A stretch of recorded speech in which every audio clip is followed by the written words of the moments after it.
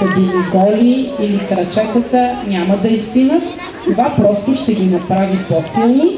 Радостта, която виждат във вашите очи, действително ще им помогне да почувстват и вашата обич.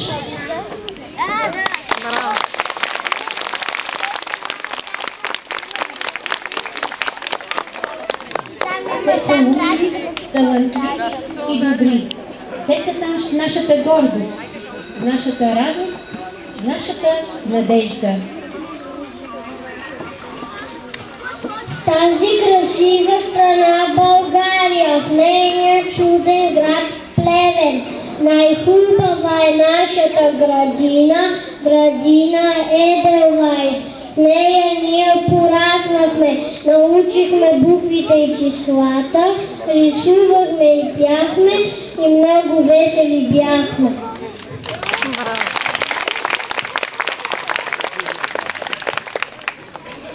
Има една светлина голяма и тази светлина бе запалена преди 4 години от вас, учителки любими.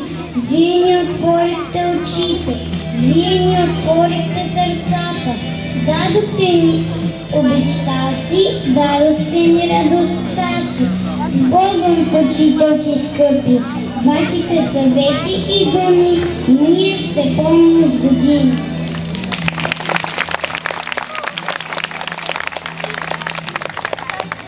Довиждане, детска градина, през вратата ти минах, свят от мечти, мечтите родени сред хора добри и много зранца по пътя събрах, зранца доброта, с които се грях.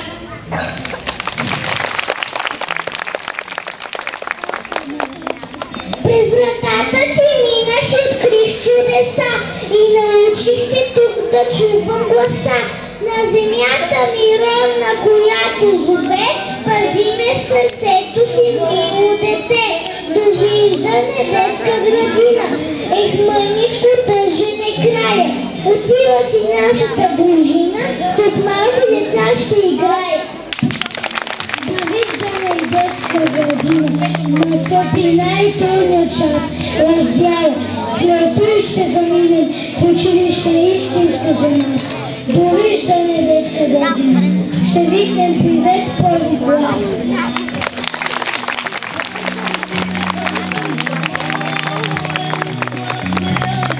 Ще поканим на сцената предучилищна група бъдещите първокласници.